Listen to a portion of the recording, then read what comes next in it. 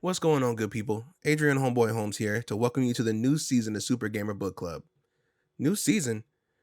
Where's the old season, I hear you say? Well, you can find all the episodes of the old season from our original book club host Zetch on our Patreon. And you can also find the newest episodes of season 2 with host me, ding, on Patreon as well. Me, Garrett, and a special guest every month choose a game and we go over it and talk about it in a shorter, more informal kind of setting. It's almost like we're just hanging out and telling what we liked about the game, what we didn't like about the game, so on and so forth. So we decided this is too cool to sit behind Patreon for all of it. So what we're going to do is we're going to take some of the older episodes and put them out on this free podcast feed for you guys. And if you want to check out the new episodes of stuff that we're doing, you can go and subscribe to our Patreon for only $1, and you get the brand new book club episodes when they come out. That's all I got for right now. I hope you enjoy the episode, and I hope you come to see what we have on Patreon. Take it easy and enjoy the show.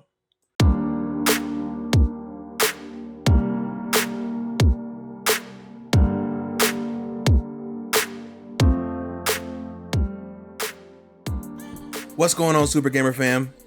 Book Club episode 3 is here, and I couldn't be more excited.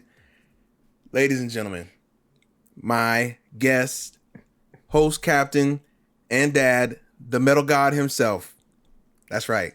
You didn't think I was going to have something for you, did you? Garrett Morlang. Okay. How you doing tonight, good sir? I'm doing good. I've never metal god. Is that what you call me? Now, is that in reference to Metal Gear? Or is that in reference to like my love for metal music? Metal Gear. Gear. I mean, because I'm fine with either. I'm fine with either of those. But you know what? It's up to interpretation. You take it how you want. Yeah, there we go. Yeah, thanks for having me again. I love it here. It's fun. I'm glad you have me on every month because I get to play awesome games every month. It's fantastic. Sweet.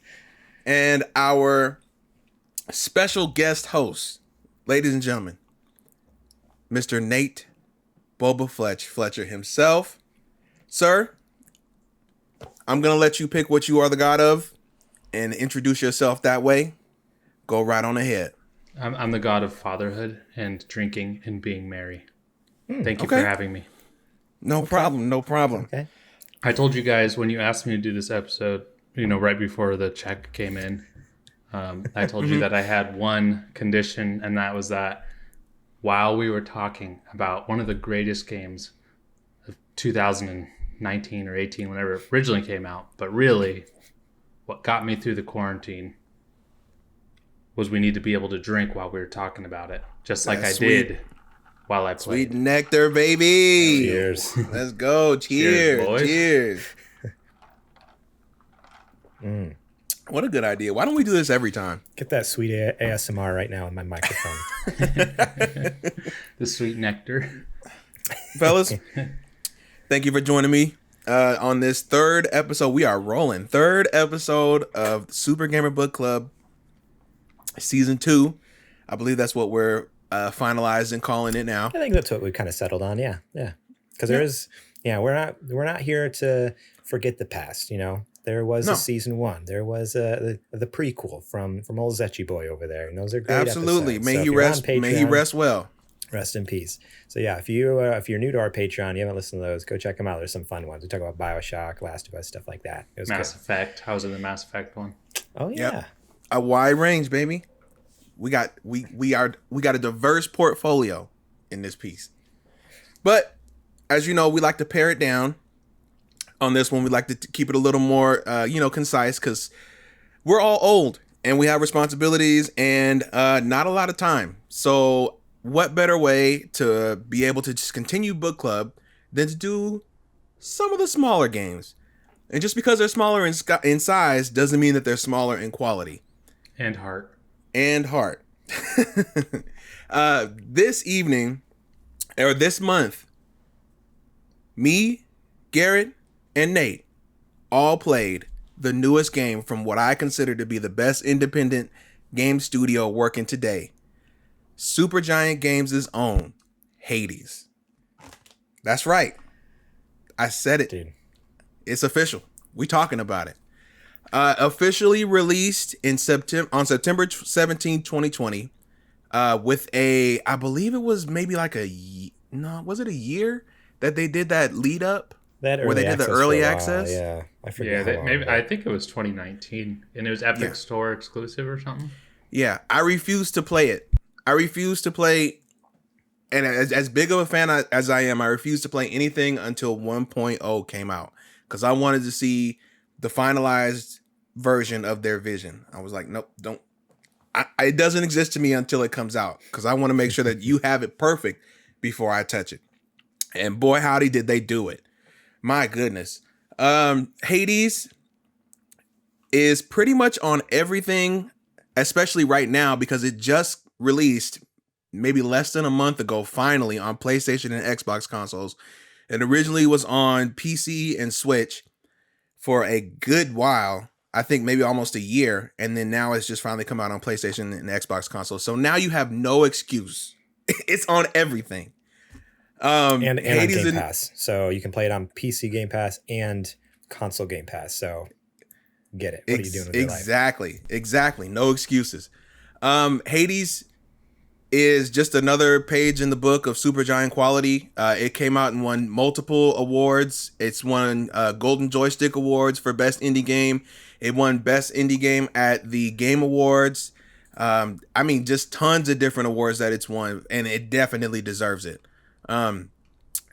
Hades follows the plot of the Greek god Hades and his son Zagreus, who they don't have necessarily the greatest relationship. And Zagreus wants to break out of his father's dominion, aka the Greek underworld, and reunite with seemingly reunite with his family back on Olympus. So his uncle Zeus, Poseidon, his cousins Aphrodite and Artemis and all that jazz. And we are taking his role, building up our arsenal with the help of the Greek gods to try to escape. And if that means barreling through piles and piles and tons of enemies and bosses and traversing through different levels of hell, we're going to do it. And that is pretty much the summary. I just want to keep it light so we can get down into it, get down into the nitty gritty.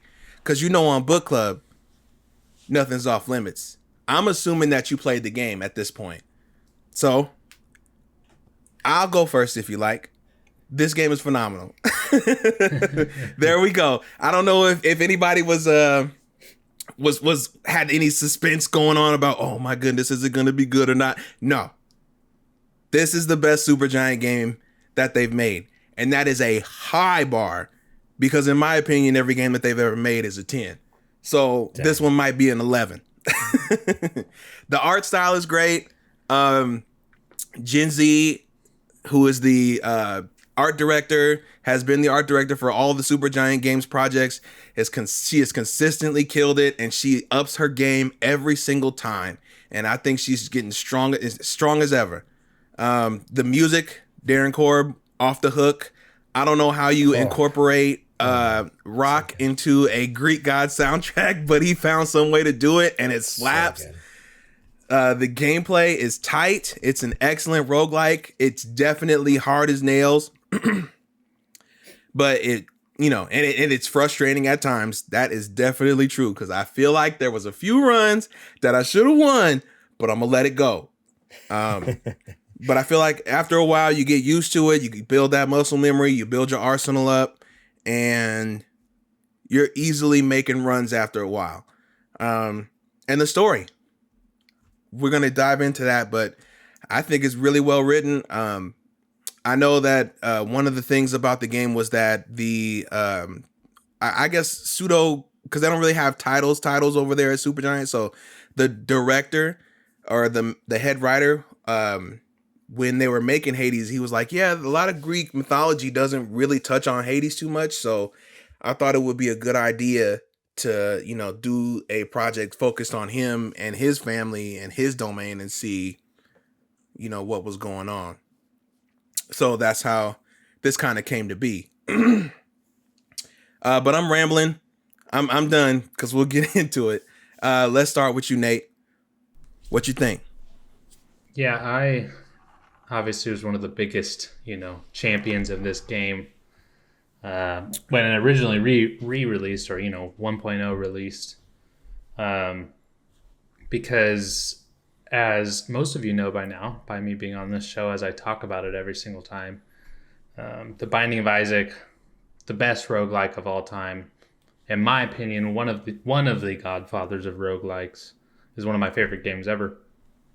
And what I love so much about Hades is it has a sense of, like almost inviting you into its gameplay by slowly feeding you in a way that a lot of other roguelites don't. It gives you just a little bit at a time. And when I was talking today with Adrian and Garrett, we talked a lot about kind of like where we're at in the game. And for me, I feel like a brand new player right now, playing all the way over again on Xbox. But the one thing that rings true still, which I totally forgot about, is you have basically nothing to start with when you start the game from the beginning. You get so little, and you're learning so slowly.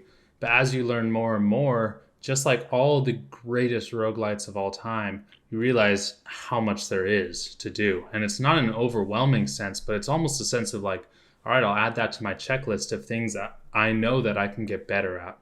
Mm-hmm. And what I think is truly unique about this game, besides the art, we already talked about the art. We already talked about the music. I think the art is drawn so tattoo-like. It's so sharp and clean with this, so just like almost like a blank background, which just makes it stand out while you're playing it. And from first glance, you might think like, wow, that might be confusing. But while you're playing it, it just makes so much sense. But what stands out to me the most about this is just how easy it is to get into, how hard it is to master, but really how rewarding it is to go back and try the same thing again, which a lot of roguelites don't give you the opportunity to do. They don't give you the chance to say, run it back, fucking run it back. You can do it again. You know what I mean? Right. Like, for the most part, they're just saying sucks. That was your mix of items and things. Maybe never get it again. Yeah.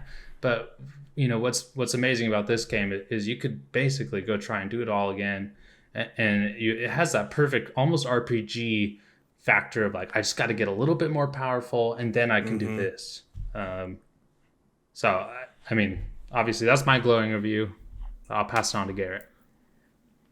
Yeah, I started this game. I think I picked it up back when it first came out, because Nate, of course, was just raving about it. It's going on and on about how amazing it was. Like, got to pick it up. Game of the year.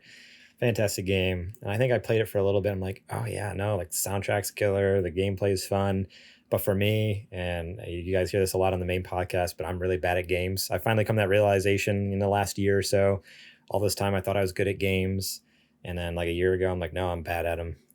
and then after Adrian came and visited me in San Diego last week, I found out I'm really bad at him when he just schooled me in every game we played together, multiplayer.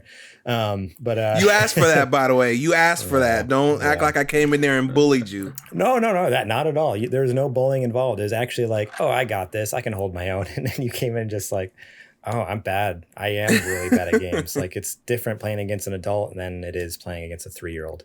Right. But man, I think like originally I got turned off by it because I was like, this is too hard. Like, I love everything about it, but I just can't do it. And so when Adrian picked it for this book club episode, I'm like, are you sure? Are you sure you want to do that? I might not be able to be on that one. I was like, Garrett, trust me. Way. I know what I'm doing. Yeah, he's like, no, you can do it. You can do it. I believe in you. And man, I picked it up, beginning of the month, because, we basically the way it works is I'm finishing games as like right before book club and then picking up the next one right away to try to finish it before the next month. Picked up Hades right away, jumping in there. And let me tell you, it was really like riding a bike immediately. Like it felt good. And I don't know what happened the last year, but something just clicked for me. And it went from being like hard and confusing. I was almost like confused before to like, oh, I understand something like the way what this is and that is, and this upgrade system. Like I'm understanding what the mirror system is doing here. Now I understand what the what it use the gemstone upgrades are for. Like, okay, I see what's going on here. At first I was like, I don't understand. Like, I thought gemstones are so pointless, and finally like, oh no, I need to be doing those to like help me progress through like certain levels, like being able to change your what is it, trinket or whatever they call it, at In the each middle stage of worlds, can help, can change like the entire game and help you. And so for me, it was quite a roller coaster. So it initially was rough, but getting back into it this month, I pretty much have nothing but good things to say about it. Like, this game is fantastic with its variety, while also, like Nate said, kind of like, if you want to try another build, if you have a certain build that you think works, you can try it again. Like, you're not screwed over. Just like, sorry, you'll never see that random. Like when a couple years back, I got into Dead Cells. When we first started the podcast, I think I was getting big into Dead Cells, and I love Dead Cells. But with that, if I remember correctly, it's completely random what even weapon you get at the beginning. You don't even know what weapon you're gonna get, and it's like, oh, I hate this weapon. Well, I guess I'm just gonna go like kill myself, as far as right you can, away. yeah. Like, at that point, I usually would just like, I'm just gonna kill myself and hope I get a new weapon right away. No sense in wasting all this time. With this, I'm so like, I love like the weapon system, having those I know trinkets isn't the right word. The keepsakes, having those keepsakes, and which allow you to like basically like, oh, your next boon is going to be from so and so, or this boon gives you, like, you really can actually build out a character, like in very and the RPG, permanent upgrades, like Nate said, permanent upgrades.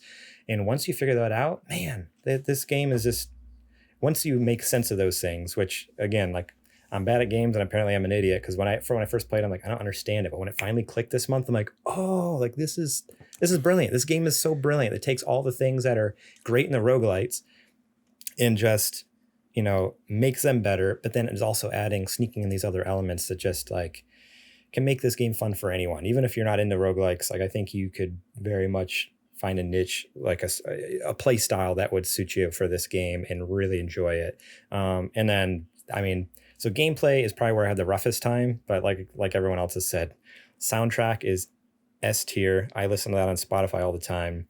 And like, even since last year when I first played it, I was like, this sounds like awesome. My son loves it.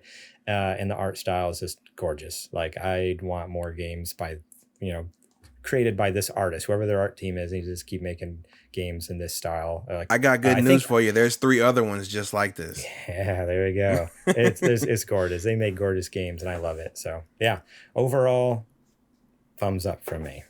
Sweet. I'm glad to hear it. Yeah. And then I don't know if you touched on, you kind of, you tapped on it, but I like that the addition of God mode, I think, is really cool for accessibility wise. So I didn't mention it, but I know I told you guys earlier that, so there actually is, for bad gamers like me, there's God mode. And so I flipped that on. I didn't notice it actually until halfway through the month. For the first like 2-3 weeks, I was playing normal. I'm like, Adrian, I'm not going to beat this. I don't know. And then I was like, oh, wait a second. I finally found it in the accessibility options. Turn on God mode. Right off the bat, you get an extra 20% damage reduction. And then every time you die, it goes up 1%. So like, I think at this point, I'm up to like 30 something percent. And, I was able to finally, get to the end. Spoilers, beat Hades. Spoiler, not the end of the game. There's no spoiler here. Yeah. There's no spoiler here. Yeah, that's true. Yeah. I actually didn't know about God mode until I think you mentioned it. And really? If I had known about it, I probably would have done it, because I was like, it was that point where I'm like, I want to get to other games, but I really want to beat Hades, like, but I didn't, and I beat it and like normally. Mm-hmm. But I don't think that's a knock. I tried that today for the first time, and it really didn't feel like it took anything really away from the game. It was still a heck of a challenge. It's still a hard game. It does not, like, it helps you a little bit, but there's still a certain level of skill you have to bring to the table, because if you're not just paying attention to what boons you're taking, if you're not paying attention to like what's happening in a fight, like, and just you don't just button mash it. You're not just going to get through. It's not easy mode. No. It just, I kind of wish that a little help. They would have, maybe not the 20%, but if they would have put that on as an initial mechanic where you get 2% damage reduction every time you get stronger. So that way it adds on to the feel of you getting stronger every time you come back. I think that would have been an interesting. Just by default, you mean, without like a God mode? Yeah. Yeah. Not necessarily just not the 20%, but like every time you do a run, you get 2%, 2%. Because I feel like that would add on to the sense of you growing stronger as a character trying to get out of there. I mean, and definitely you can have the option to turn it off, but I think it would have helped add, because you already have the mirror, which is the permanent upgrades that you can get, so it helps you every run. But then also getting a little bit physically stronger every single time that you have to come back, I think would have been a cool mechanic too. And I'm sure they debated on it and thought about doing that and decided it was for the best to not do that. But I feel like the better choice would have probably been to leave that in and just let you go from 0 to 2, 4, 6, up and up and up. Mm-hmm. So that way, even people who are like Garrett, where it's like, man, this game is too hard. But like you see every run, it gets a little easier. At least it gets a little easier. Yeah. And you want to continue to keep playing so you can actually finish. Because I'm sure for a lot of people who played this game, it got too hard and they were like, look, I got to bow out, bro. I'm getting my head kicked in every run. So if I can't do it, I'm going to go on to something else, Mm-hmm. And that's a shame because they're missing out on a heck of a story. Which we're getting ready to jump into here. Anybody got any thoughts about the overall story? Any favorite moments? Do you think it was well executed? Did you see any twists or turns coming? I think the story plays out in a way that's pretty similar for these style of games. I think Supergiant understands that the general player is playing quickly. The whole entire game is fast paced. You essentially, especially for someone like me, I have ADHD. So there's literally no part of me that wants to sit through a long cutscene. There's no part of me that wants to scroll through a ton of text. Like I'm not a big JRPG guy for that exact reason. Mm-hmm. So I really like how it doesn't overstay its welcome. It's also and I'm not going to talk much about the story because I think Adrian will do it a lot of good justice. But thematically, the way that Hades says certain words when certain things happen, and right before you start the run, or these conversations that you have, or the nighttime like dreamscape little things that happen, or the ending where you meet your mom, and yes, the way they tell you these things, they tell you in multiple different like states of mind for Zagreus, which is super unique and cool. But it's all quick, and that's what I love. Like, I want to play the game. I don't really want to stay in this story. I want to know the general theme in The Binding of Isaac. I want to know the general theme. I know that his mom hates him, so they're going to show me a little tiny cutscene, and when I get to a new ending, they show me a new ending.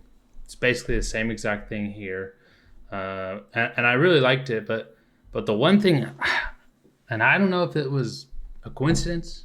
I don't know if it was just me. You guys can tell me or not. I was doing a run yesterday, and I didn't like how it was going, so I purposely killed myself, or let the enemies kill me. And then when I started my new run, Hades told me that I was like a disgrace because I wasted my blood in order to start a new run, which I thought was wild. I never knew that. I've never tried to kill myself, so yeah. I in the game, so I didn't know Hades ever did that. Yeah, he called me out. He's like, don't waste your blood again on this. Like, it was crazy. And I was like, either that was the craziest coincidence ever, or they're wild. So yeah, that's crazy. Something interesting that I wanted to point out that happened where basically I feel like the game knew what I was doing.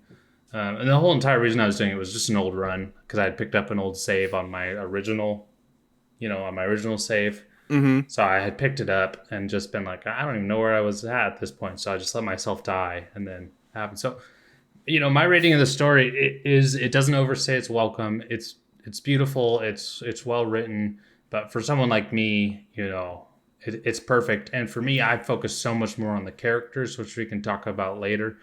But like from start to finish, this game just knows exactly how to give you a little bit at a time, just the way they do with the gameplay, but also the way they do with the story.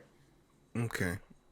No, that's I think you're right on the money. I love to, I can't imagine how many hours that they had to spend in the sound booth because this is their first like fully voiced game.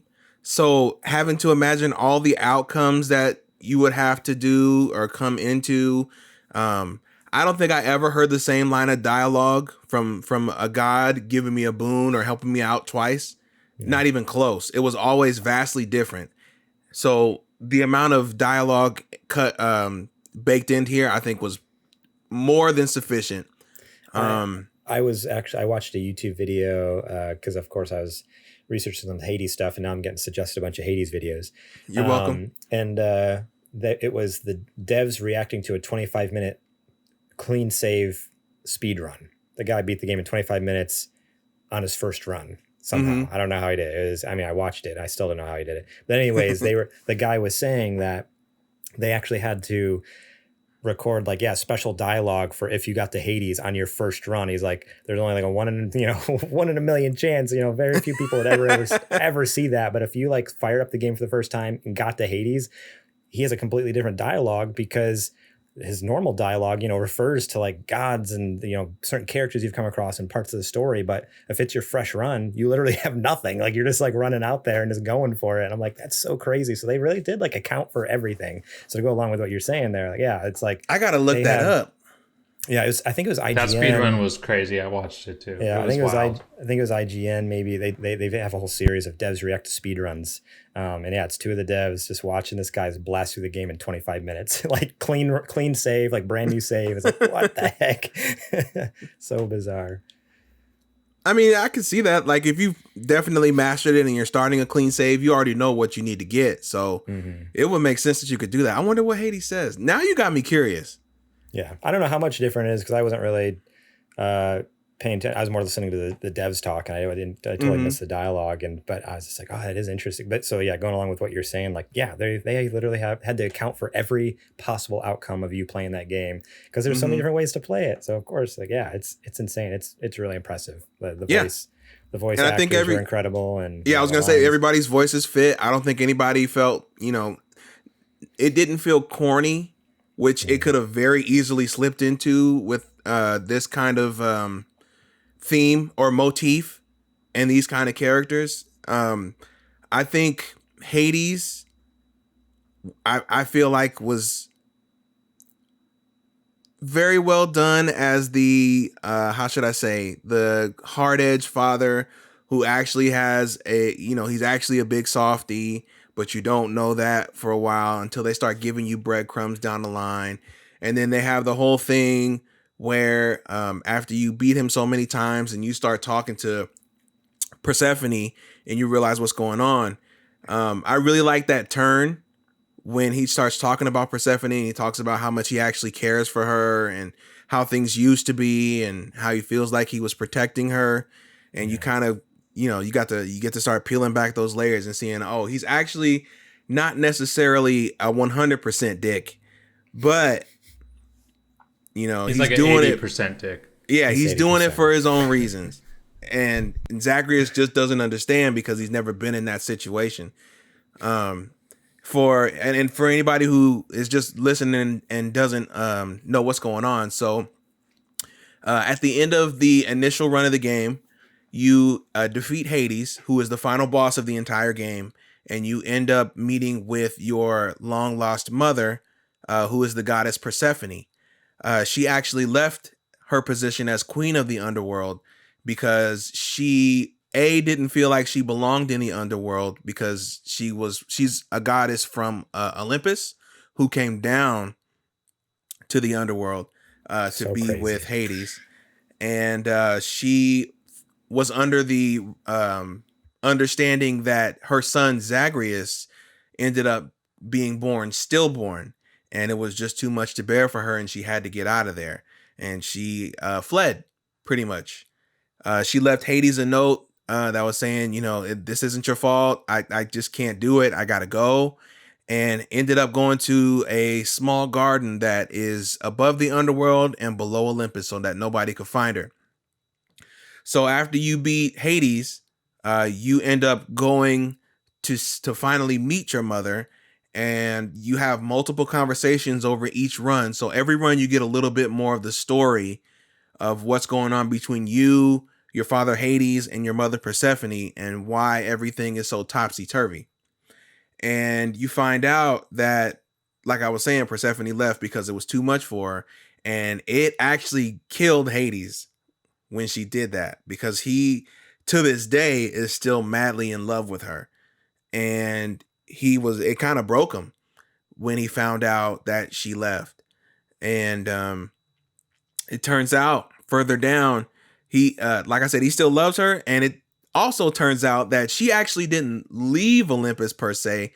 She ran away. She eloped with Hades because she was like, you know what? Zeus was kind of pompous. Poseidon he was kind of a jerk, but that Hades dude, what's going on with him? He's gotta go on, man. I'm trying to see what that underworld do. So she, the god of under what? I'm trying to get under his world. You know what I'm saying? No, but they eloped together, and nobody from Olympus knew why. They just knew that she was missing, and they, Hades was worried that if they found out that the two eloped, that they would think that Hades kidnapped her or, something worse, and it would start a war between the underworld and Olympus. Turns out, at the end of the game, when Persephone does return after many a conversation between Zagreus and her, and Zagreus and Hades, that you know what, we actually do still kind of like each other, and Persephone is of the mind now that, you know what, I actually do still like your dad. I think I'm gonna go back and now that I know you're not dead, and now that I know that everybody from the underworld doesn't hate me like I mistakenly thought they did, I'm gonna go back down there and see what's going on. So you as a family come up with a plan to stop Olympus from any kind of war that may break out because of the misunderstanding. And they go through all this stuff to make a plan, and they tell them what's going on or what has been going on about how they eloped. And Zeus, who's the king of the gods, is like, oh, all right, okay, cool. They were so worried about it the entire time. Zeus was like, oh, that's what happened. All right, whatever. And then everybody's all hunky-dory, big family again, and they have a big feast, and Zeus and Hades and Poseidon are cool again. Nobody's beefing anymore. And yeah, that's pretty much the end game story. I hope that was clear. But I think that all that played out pretty well. I think Hades turned, like I was saying, from what you saw him as the gruff, hard ass dad to, oh, he's actually a big softy. I think Persephone was really well done in the fact that she found out that she had a grown son, who she thought was dead. And I think that she took that very well, because I feel like any normal mom would have probably had a breakdown and would have not believed that that was their son. But I think it all came together really well. I think it was all really well voice acted. I have been talking for far too long. Fellas, do you have any comments on the story as a whole, on the performances as a whole? Did you have any favorite characters? It doesn't have to be main characters. It could be side characters. I know that, oh my God, Achilles and Medusa were in the house. My number one, I'm ready to simp for, God, Nyx was there. What was the girl that you first walk in and she's always there and she's like Megara? Love Meg. Yeah, I love Meg from the first time I started the game, because I'm like, freaking Hades, such a douche. Like, I don't even want to freaking talk to him. Why am I even upgrading this castle that I'm in right now, or the underworld? Like, who cares if I have like blue curtains? I don't want to make this douche feel better about his world, but she made me make it all better. I liked her. She was super nice. But as it went on, kind of like you were talking, as you progress more, for me, it's like, as the story progressed more, I just wanted to hear more about what was going on. But at the same time, like I said, for me, I cared way more about the gods for like what they could give me on my run. Mm-hmm. So maybe I missed out on some of the gods that I would maybe like to explore now. Like you mentioned, what's her name? Your favorite god, Artemis, the homie. Artemis, I barely used, so I don't actually really know much about Artemis. And I used a ton of Ares, and I always felt like Ares was chill. also 100% ready to simp for Ares. But I think that's a really interesting aspect of the game, where depending on your playstyle and the way you like to get through it, and the way that you know that you can handle certain things, you really hang out with those gods the most. And by hang out, I mean like you get boons from them, and then they have like a line of dialogue. But one thing I did want to like kind of go back to is the game does really a good job of incentivizing you to explore things that are outside of your comfort zone, like giving you extra challenges here by telling you if you use this weapon, then you'll get more, whatever those little purple things are. Shadow or whatever, darkness, something like that. Yeah. So I know that's not much about the story, but the game does do a good job at kind of pulling you in a different direction.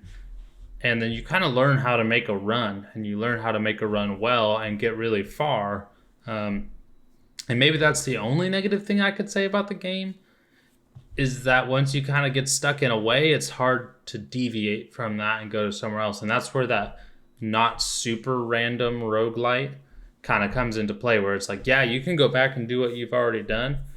But, I had to eventually challenge myself to try new things and go outside of my comfort zone, because otherwise it didn't get stale. It just felt like, samey. Yeah, you know what? I'm gonna beat this shit. Like, this is easy. Like, right. So there's no more challenge.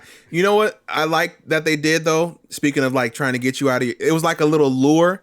Did you guys see those rooms that had two different gods in them? The two different boons? I did those a lot. Totally. I did those a lot. Yep. I loved them. Because I feel like a lot of times the game would look at what you've been picking a lot, and they'll put one that you always go to and then one that you never go to try to incentivize you that, oh, hey, look, this is your homie. This god is your homie, but you never use this one, and they actually got some cool stuff too. You should go and look in there. And I think, Nate, that's might be the answer to what you're talking about. That's a good as point. far as, hooks into doing something different. Yeah, that's what I love. Mine was always like Aphrodite and Artemis, because I always use Aphrodite and rarely use Artemis. And so like that's the one time I'd use Artemis, which is funny. It's your favorite because it was always in those rooms. I'd always crit damage, baby. I need it. I need that crit. And I always go to chaos. I just wanted to point that. I just wanted to throw that out there. If there's chaos, I'm going down there. I don't give a shit about the health loss. I'll get it back. I was gonna say that's a lot of health to lose though, bro. Nah, I go chaos every time. Towards the tail end, I started doing that as well, and I was like, oh, this is 100% worth it every time. It's never not been worth it for me so far. Go chaos. Yeah. You can get like damage boosts. You can get gold boosts. You can get like, it's pretty crazy what you can get with chaos. But now. In fact, chaos is about to be on my list. I'm ready. Okay, I feel it. The one thing that I cannot go without in a run, if I don't get this, I know that I'm not gonna make it. There's a hammer. Yep. That. Yep. Every time you hit, it gives you 2 damage back, but you take 60% off your health. If I get that, I know it's a clean run. I got it in the bag. I thought you were talking about the hammer. Like the hammer itself, like no matter what, if I'm met with like a god or the hammer upgrade thing, I'm going the hammer. Yeah, I'm always going hammer. 100%. Yeah, 100%. Because that's the most like roguelite thing of all time. Like because this game, is basically the way this game works is like essentially all the gods are just elementals in a lot of ways. They're basically like fire and water and this, not really, but that's essentially how they work. But in other roguelites, it's like, yeah, but if you have a gun, what if you had 2 guns? There's not a lot of that in this, except for the hammer. And then this one, the hammer is basically your, what if you had 2 guns? What if you had 3 guns? The Daedalus hammer, that's what it's called. Yeah. Daedalus, thank you. Yeah, I was trying to remember his name. Yeah, that thing goes hard. You never meet him, but yeah, he has that hammer that you can find around. And I for the longest time, I would touch it once in a while, like if I happen to stumble upon it. But I was reading like a guide, because when I was getting crunch time, I'm like, I got to beat this game, or at least beat Hades once, because I didn't beat the game. I didn't get all the way to the end with Persephone coming down the underworld yet, because I didn't know. I beat Hades. I'm like, I think I'm done. And then they're like, no, you got a long way to go, dude. But I was watching a guide. But I'll give it to you though, just to let you know. Yeah, you did. You did beat Hades the challenge. Is a big thing. That's okay. I'll give it to you. But I was watching this guy, and they're like, oh, if the Daedalus hammer pops up, you have to take it. If you don't, like, you're dumb. Like, apparently it's, I was reading over I started getting the nitty gritty because I was like in crunch time. I'm like, you only get two per I gotta run. I gotta figure out what the the best build is, basically. And everyone is like, take the hammer, always take the hammer. The hammer is always the best. And dude, like, there's some sick stuff in there. Yes. So now I'm curious, what were you guys' weapons of choice? Because mine was the Stygian blade. I know it's the original weapon that you start with. Like, I'm a boss with the Stygian blade. What was your guys' favorite weapons to use? The shield, easily. Really? Yep, shield guy. And what's funny is I thought everybody would use the shield. I thought that was going to be like a super common thing. I go on Twitter. Everybody's like, how long did it take you to beat Hades? What was your weapon of choice? And there was like barely any shield people in it. But the thing is, if you think about my god of choice, which is Ares. Fair point. And if you get the hammer and you can add 5 extra enemy hits, that means you can throw a shield to not only like 3 people, you can throw a shield to like 7 people. And so then 7 people are getting hit with Ares' power, which adds that extra damage. So basically you can just, sprint all over the place, dodge all over the place, throw your shield, and you're hitting like 7-8 people at once. And you're causing tons of damage to hordes. And then you just basically have to counterbalance the shield with something that can be big on bosses. So that's why I love the shield. But my second's the bow. That's my second favorite for sure. Okay. I went with the gloves. I had to give people the hands. Ooh. Yeah. Close and personal. Okay. It's medium damage, but it's a lot of medium damage quickly, And that's why I really loved Artemis, because Artemis is she is the critical damage king. So there's a perk not a perk, but there's a boon that she has where if you, it's rare, but it happens, where you can get it increases your crit chance by 15%. Whoo-wee. If you get that one, and then there's another one that marks an enemy. If you get a crit on one enemy, it marks a different enemy. So their crit chance goes up to 75%. So basically, holy crap. Right. So I'm getting hit, crit, hit, crit, hit, crit. The next guy is already lined up because he's marked, and I'm critting him off the rip. So I'm mowing these dudes down, baby. So I'm basically like, I'm just a machine mowing through them. Nice. I gotta try that. And that's what I like. You know what I mean? Like, I'll swear by the shield. I think you guys have to do shield plus Ares, and then get the hammer upgrade for your special. I think it's undefeated, and especially when you're new to the game, like being able to block anything with the shield is huge. But I never really got into the gloves. I was like, yeah, cool, whatever.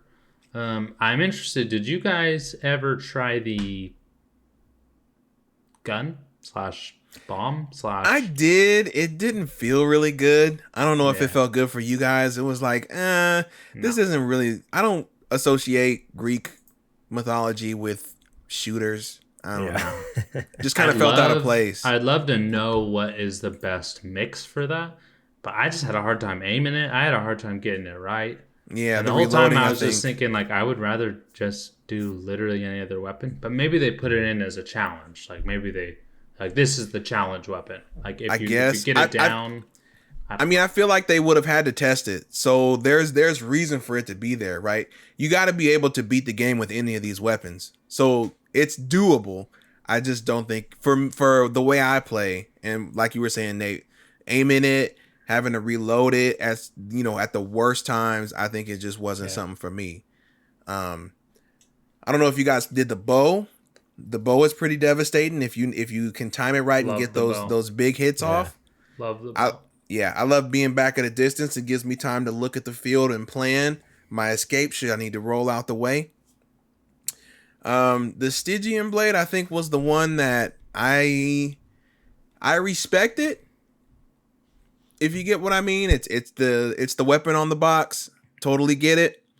But I don't think I used it outside of maybe the first 5 runs. Okay. And then I was like, let me see what these other ones are doing. Yeah. And then they were like, hey, you want a pair of boxing gloves that a Titan made that punch Zeus square in the mouth? And I was like, yes, I would like a pair of those. And I never looked back. That's awesome. That's awesome. Yeah, I gotta try those more. My main was definitely the Stygian blade. Like that's what I ended up beating Hades with. But for a little stint, I used the spear, and that's pretty sick because you have the regular melee like around you attack, but then you can also chuck the thing. So you have it's almost like a mix of the Stygian blade with the bow and arrow. Like so you can launch the thing, like call it back to you. Thor. I was gonna say you can call it back, right? Yeah, you throw. I'm never mad when I get the spear. The spear's great, and then the swipe around. Yeah. That shit's wild. That big hit. It was pretty sick. But I feel like, and maybe obviously with time you can master anything, but I just felt like for a while I was having a hard time figuring out. I'm like, nah, I'm gonna go back to the Stygian blade, and at this point I got it down to a T. Like you hit the special attack, and you can just like knock. I love the knockback. You hit Y, and it just like full 360 circle around you, force field clears it out. Pushes everything away. So if things are getting a little too crowded, you just hit that button and just launches everything away. So it's a little like safety net there. I can just blitz out of there, dash out of there, and oh man, so good. I love the weapons. Yeah. The designs of the weapons are so cool. The art, we already talked about the art. Man, everything about this game just looks so good. And we won't get into it, but the weapon upgrades too. The way that you can make them better. We won't get into it, but come on. I didn't even know about Titan that. blood. I didn't even know about that until like literally the run that I beat Hades finally. Like I had all this stuff to do it. I just didn't know it was even a feature. It just incentivizes you to love the weapons even more. It's awesome. Crazy. It's crazy. Yeah, there's upgrades. So, cool. But we don't have to get into that. That's a little detailed. Yep. I just want to also, I forgot about it when we were talking about the characters. Quick shout out to all the mini side boons. So oh my God, what is her name? The tree. Oh yeah. The tree lady. Eurydice. Eurydice. I think that's how you say it. Eurydice. Yeah. Shout out to her. Shout out to, I think is it Sisyphus with the boulder. Yeah. Shout out to him. Shout out to the court musician. I don't know why I can't remember anybody's name right now. Thank you very much. I have the wiki here. Thank you. I appreciate that. Shout out to Dusa. I know she's not. That's Dusa. Dusa's so silly, so great. I love it. She's so good. Just tell him you like him, man. Just tell Zacharias you like him, dude. It's not that hard. And a big shout out to the boss variation. Like, come on. Yes. So dope. Oh yeah, the boss Medusa. Oh man, so good. Just the bosses in general. The fact the boss in general. They evolve. Okay. Yeah. Yep. Shout out to Meg. I know we said that before. First boss. Not a shout out to her sisters because they were extremely difficult in the beginning. Yeah. And they were kicking my head in. I did like how your relationship did evolve with Meg too. I don't know if you guys kept going with that. Yeah, the relationship between those two is fantastic. I love Meg. Yeah, there's clearly like this will they won't they thing with I them. love the Meg where they're just like, F it, fine, let's fight. Like, yeah. I love it. It's like, look, I know it's your job. You know I'm trying to get out of here. Let's go ahead and get it over with. Yeah, I like that. Yeah, just I want to make sure to shout out the side quests. So I think we're getting to the point where Nate, you brought up the excellent idea to each of us give our 3 favorite gods that we enjoyed in the game. We're gonna keep it to gods that give you boons. So that would exclude pretty much anybody who is a main character. So your Hades, your Zagreus's. I would even say probably your Nyx, even though she doesn't really give you anything but the mirror. But that's kind of like I feel like that's a part of the core game. She doesn't actively give you boons. For a second if you wanted. Like we could just give her a little moment. Just give no. Look, like I said, I'm ready to risk it all. I'm risking it all for Nyx. I just wanted everybody to remember, like, respect the people in your life that need respecting, and Nyx is first and foremost. Oh, absolutely. The game wouldn't have happened without it. 100%. So Nate, you sent me an article that kind of ranks the different gods from pretty much last to first. And I figured since you brought the topic to the table, you may want to go first. And as you go, I'll kind of chime in and show you where they are on the list and see if you agree. So you guys all want to hit 3 right now? 3. I'll go my third favorite. Garrett goes his third favorite. Yeah. so on. Yeah. And Yeah, we can let's do that. We can go 2. Okay, cool. My third favorite. Give me a quick second. Let me run through. Okay, my third favorite. And this is as of kind of recently. Mm-hmm. But I gotta come out and say it, and we're not gonna count chaos, right? We can count chaos. Okay, then never mind. My third favorite is chaos. Okay. I think chaos is, first of all, really important to the story and the design of the game. Chaos is that thing that happens every so often. There's no guarantee that you're always going to get chaos, but chaos is something that, at least for me, and it seems like Garrett, you always should go into, because if you're at least proficient at the game, health doesn't really start to matter as much. Mm-hmm. But chaos is a great addition to the gods because they're so different. I think they're they, and I think what they add to the game is that level of like, kind of like that anonymity, that like in between worlds type of thing. No real god of anything besides the primordial void. And you're right. I'm just exist. It is the incarnate of I'm just vibing, man. I'm just out here vibing.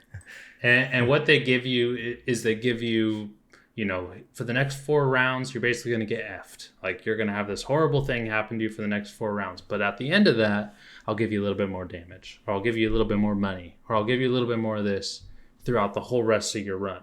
Mm-hmm. And what I love about Chaos is if you get it really quickly, then basically you're getting a guarantee for the rest of your run that you're going to be stacked with just something great.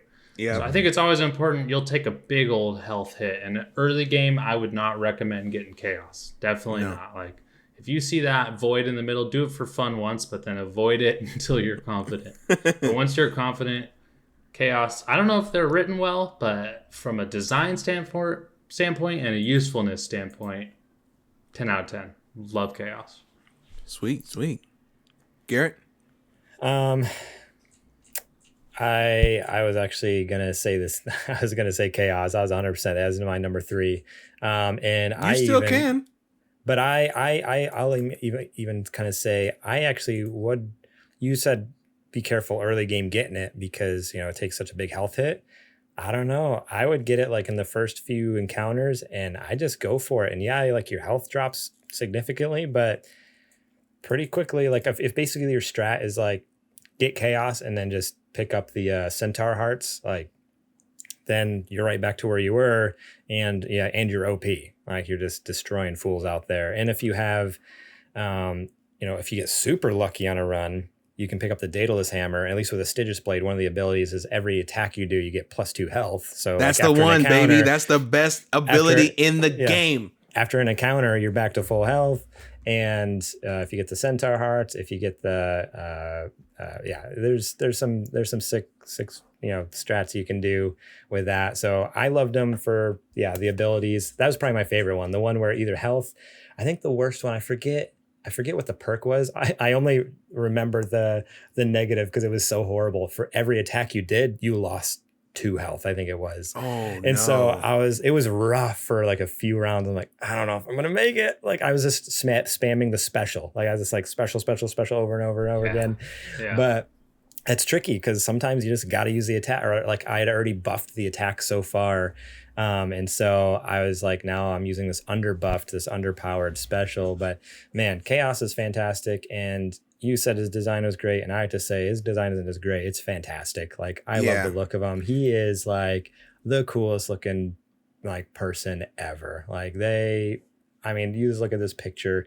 I'm looking at it right now, and like the crown above their head, the freaking wings off the side of their head, the third eye going on. Like there's so much going on. And the longer you look at it, you just keep finding things, little details and stuff hidden inside the shadow. And cool. It's very chaotic. Like Chaos obviously looks very chaotic, and I love it. And it's just brilliant, like art design there. Like just, I want to know more about that character. Like that's my only negative on this game is that we didn't get more about chaos. Like I want to know so much more about chaos. Can we get a You got to chaos go game? back down there. Remember, you talk to him, you give him some nectar, and the story deepens every time. You got to have conversations. That's true. That's true. Or we can just get a chaos game. That'd be great too. Yeah, I'm ready. I'm ready for a chaos game. We could do that. Chaos racing game. Chaos car. Chaos car. Chaos spelled with a K. For my my third, I don't know if this is a out there kind of deal. He's technically not a boon. Well, I mean, depending on if you play it right. I thought Thanatos was a really well thought out, really well done character. That's Nyx's one of Nyx's two sons, the one that's basically the Grim Reaper. He shows up to help you every so often clear out a room. So you guys awesome. You guys work by the way, he's got to count. Yeah. You guys work together and basically you're clearing out a room and he's clearing out a room, but there's like that brotherly challenge of which one of you can kill more enemies. And if you kill more enemies than he does, then he gives you a Tauros heart. So love him. I love when I meet him. I love when I see him in a room. I'm like, no matter what, I'm going to beat you. You've never beat me before. So it's a guaranteed. Right. No. Quick question about Thanatos. I'm on the wiki, and it says it has everyone's relationship. Nyx's mother, Sharon, or Charon. I don't know why I can't pronounce his name. Charon is his older brother. And it says Zagreus is his childhood friend and lover. Did that ever come up in the game? I don't remember that. They're lovers? I don't know. Maybe you got to play the game, Garrett. Maybe you got to play the game, Garrett. Interesting. Okay. I love Zagreus. Zagreus gets around. They all get around. All these Greek gods get around. That's all they do. You're immortal. What else you got to do? Okay. Yeah, right. My number two, and I'm going to go quick because I know you guys will talk about her, but all I'm going to say is Athena. And I think Athena is important for one reason, and that's quick runs. If you want to get through a run quickly, Athena is going to be your best bet to get through it quickly. From being able to block most things on dodges, which is essential. You guys might disagree, might be the best dodge power boon in the whole entire game. Like being able to deflect things when you dodge is incredibly important. And if you can get the buff from the hammer where you get multiple dodges beyond just the 2 or 3 or whatever you get originally, I mean, come on. Athena gives you that's probably one of the best boons in the whole entire game. So yeah, I'm going to go for Athena. Sure. Athena at my 2. If I see Athena, I'm going to Athena. So definitely feel that. Yeah, no, Athena's killer. So for me, my number 2 is Aphrodite. So as far as boons, like honestly, like her weak effect is killer. Like it just makes damage. It makes her damage percentage so much more, especially if you start stacking things. It wasn't until later in the game that I found out that there's such thing as duo boons too, which just like destroy people. So like, cool. We didn't even talk about that yet. Yeah, duo boons are crazy. That's a whole nother thing. Play the game if you. Yeah, we don't have time to go into that right now, but I love Aphrodite. I mean, it's a little weird. She's your cousin. She's also hitting on you a lot. It's a little weird, but it works differently in Olympus, man. You know what I'm saying? Design. You're gonna look at Aphrodite. You're gonna look at Aphrodite and not do it. You know what I mean? I mean, design wise, obviously, A+. But no, the powers, honestly, like that's how I got through my runs is Athena and Aphrodite, like between the dodge and just being able to like make everyone as weak as possible. Be like, haha, suckers, like. You're weak against me. You're worthless. You're garbage. Like this. That was so clutch for Hades. I loved it. Yeah. I loved Aphrodite for that. So yeah, she was my number 2, one of the top tier boons there for a run. So my number 2, and I know I was hyping her up, and I think you guys will understand. My number 2 was definitely Artemis. I thought Artemis was excellent in all forms of the word. She was written really well. She feels like, how all the Olympian gods, they feel like so high and mighty and like you could never, approach them because there's all this pomp and circumstance. Artemis feels like the person who's like, yeah, I'm related to those people, but I'm not really riding with them like that. Like, you want to go get a burger or something? I don't know. You want to like just hang out? I don't know, kick it on the corner. She feels like the most approachable of the pantheon. Like, she's not really about that. They even make mention of that, a lot of other gods. When you first meet her, they're like, oh, you met Artemis? She doesn't really, hang out with us so much. So if she's taking a liking to you, there must be really something special about you. But as far as her boons, they are perfect for the way I play. Like I mentioned earlier, I usually play a lot of things that hit real fast and give moderate to lower damage. But the fact that she has so many boons related to critical damage, it turns me into pretty much a walking tank where I'm just critting through pretty much any enemy that comes into my path. So she has, like I said, one that gives you 15% extra crit damage, one that even buffs that. And then her Call of the Gods is basically where she fires a ton of arrows and they don't miss, and they hit as if they're giving crit damage. So even for a god like Hades, if you save it up and you get her ultimate call, it takes off at least like maybe, if you buff it up all the way, like a third of his health. It's that damaging. Dang. Yeah. That's a good clip. So yeah, shout out to the homie Artemis. Well, much appreciated. Okay, my number one is Ares. Let me break Ares down for you. Hit it. Number one, design S tier times 1,000. My awakening and my, just what gets me up in the morning. You know what I mean? I feel it. Ares also, from a boon standpoint, might not be strong for a lot of things. For me, a shield. I'm a shield guy. You know what I mean? When people see me, they're like, "Oh, Nate, shield guy." That's a shield guy right there. That's a shield guy. So when I'm buffing up those shield hits and they're hitting multiple enemies, what do I want more than anything? I want that Doom effect, because Doom, not only does it get your special damage, so it hits them once, but it also will hit them again with just, if you can stack it and then you can add on to it, the damage can be so big that it won't just affect hordes, but you can start affecting bosses, because you can start stacking it. So you can hit them with the Doom effect once, then you can hit them again, and every single time you do, it's 40% more damage, and then 40% more damage. So by the time you've hit a boss like 7 times, that damage is just basically multiplying on itself. So Doom in general, in my opinion, is one of the most overpowered powers in the game. It's one of your easiest way to get to Hades. Like, if you want to get to Hades, no problem. Grab the shield, go talk to Ares all the time, give him as much honey as he needs. Trust me, you'll want to. And then get that Doom power. I just think he is fantastically designed. I think he's such a different rendition of Ares. We've all seen Ares, and this is probably the most different version of Ares. Whereas this article kind of points it out here, like, maybe Zeus and Hades look very similar to how you'd expect them to look, but Ares definitely is a totally different take on the character, and I love that. So Ares is my number one. Right on. Nice. Alrighty. Garrett? My number one is Athena. So it was Nate's number 2 there.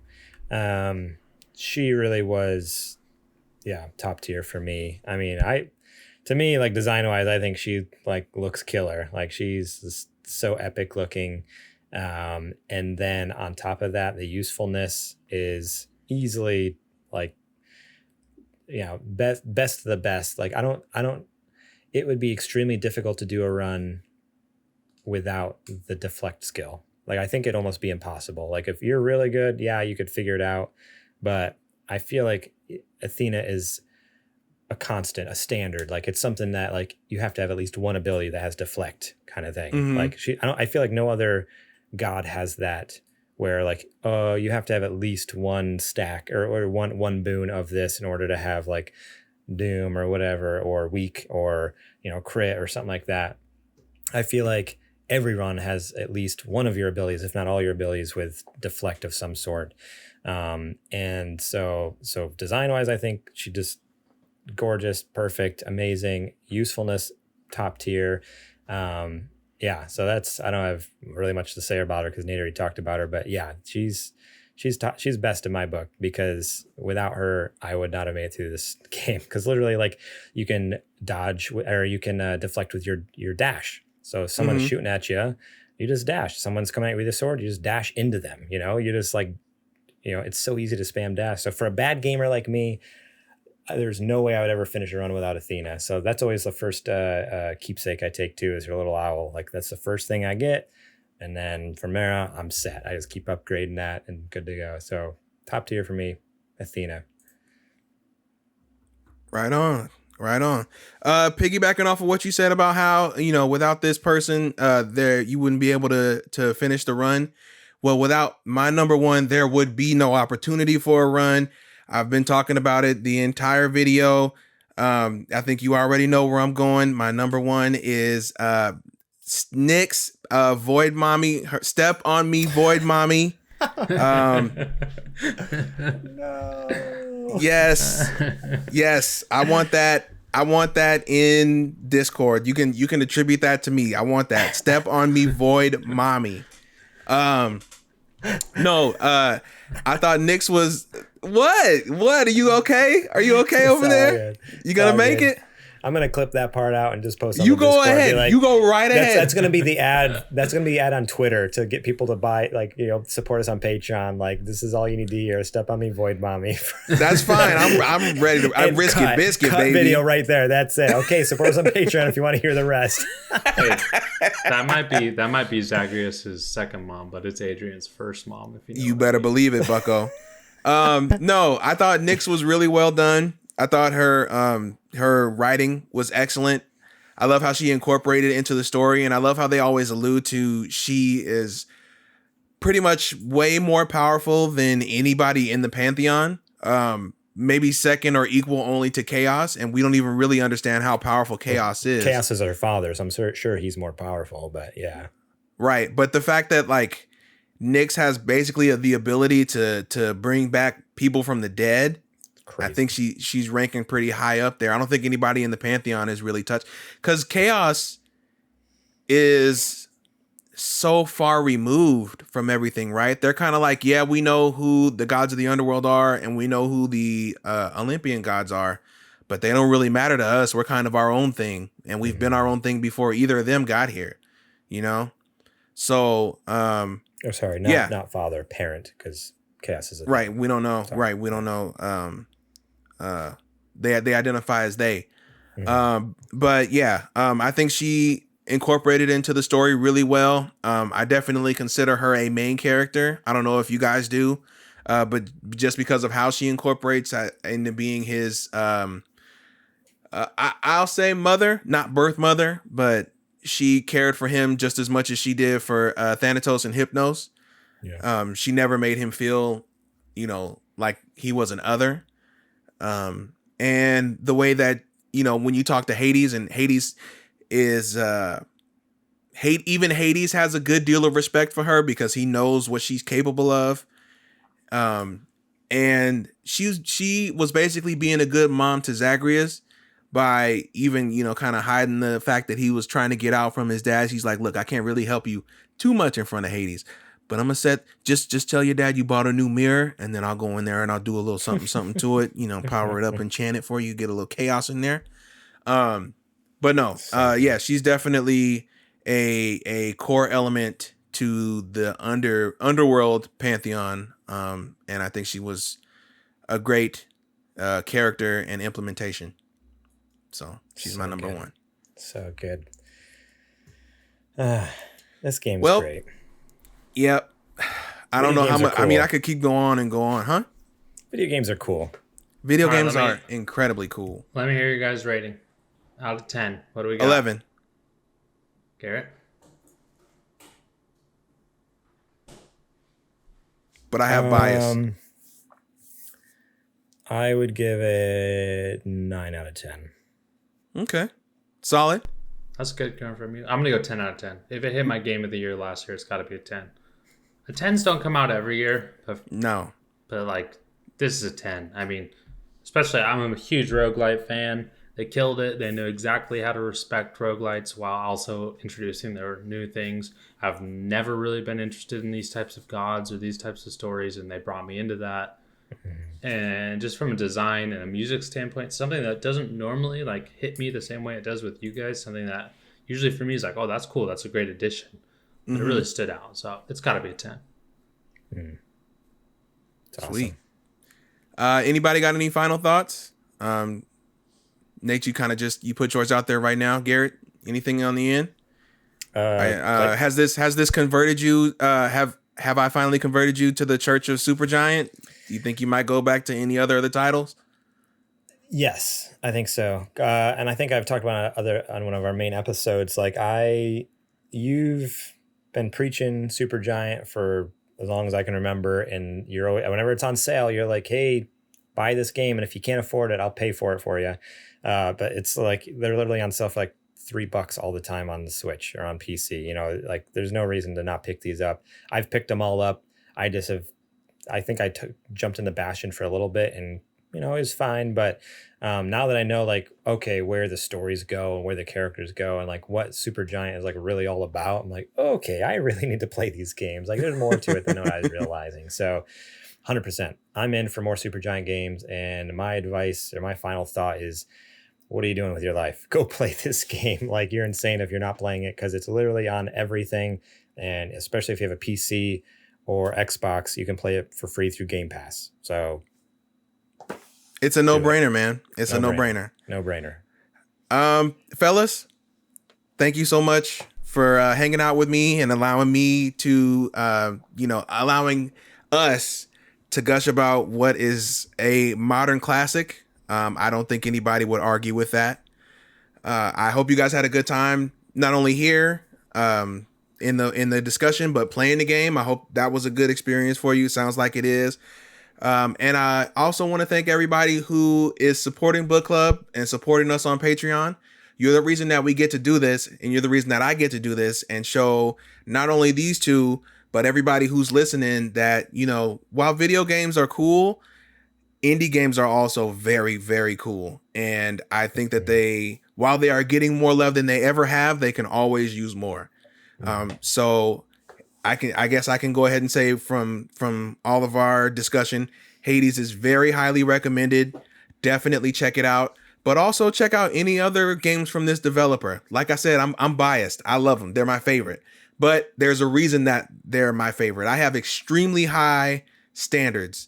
And Garrett knows that for game design. And when he came and stayed at our house last week, you should have saw like what he made us do in order to get his room ready. It's crazy. I had to fold his sheets a certain way. I had to warm his pillow to a certain temperature. Very high standards. I could not sleep if you didn't do that, so I definitely appreciate you for that. And I also love that you had the hot tea ready for me every morning. Every morning. Yes.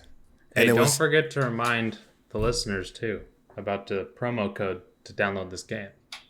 Oh, really? I didn't hear about Boys. That. It's Super Gamer Boys, and you'll get it 100% full price. So it's really awesome. So it's a really great promo code. Oh, deal. Sweet. Yeah. I didn't know that you have been doing some work on the back end to. Yeah, I'm here to help, and I just want everybody to be able to play it. So 100% full price. I appreciate that. Don't forget to type in Super Gamer Boys. Scan the QR code. And, if you run into any issues with that, you can email Garrett at supergamerboys.com and it will be rectified in a, hot minute. So we'll definitely get that taken care of. We'll get you taken care of. Yeah, as long as you support us on Patreon for at least, how much is this game? Like $40? For like $40 a month? It's then not $40. I'll pay for it for you. Yeah, I'll pay. What is it, like $20? It's only like $20. $20. If you support us at $20 a month on Patreon, I'll pay for it for you. How about that? There it is. Boom. Yeah, I guess that pretty much wraps it up for us. Fellas, thank you again for hanging out with me. Nate, thank you for coming on. I definitely appreciate you taking your time out. I know, you got a baby that you're keeping your eye on. So any time that we can get from you is greatly appreciated. Thanks for having me. I love hanging out with you guys. I love playing games with you guys.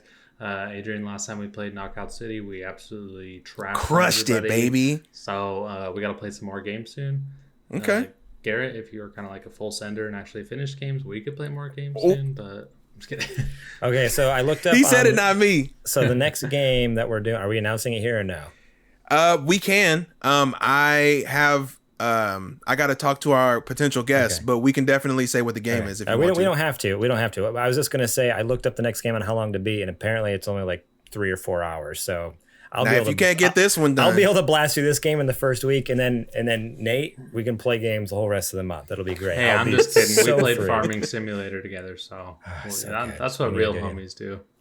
So if we're not gonna announce exactly what it is, we can just say that, well, I don't know if you know, but next month is October, and there is a spooky holiday in October, so we are playing a little bit of a spookier game than normal. That's right. That's the spooky holiday that we celebrate. It's my birthday. We got a birthday boy in that month. That's what I got you. I got you. What's that? Viva Pinata? Is that what you're playing? No. We got to play Viva Pinata 2. That's the scary one. Oh, okay. No, but we got some spooky stuff in the works. So be on the lookout for that. I'll definitely, once I get in touch with our next potential guest and lock things in, then we'll be letting you know what's coming and when it's coming. But yeah, from everybody here at Super Gamer Boys, thank you so much for rocking with me on Super Gamer Book Club, and we will see you next month. Everybody, we're out of here. Take care. Bye-bye.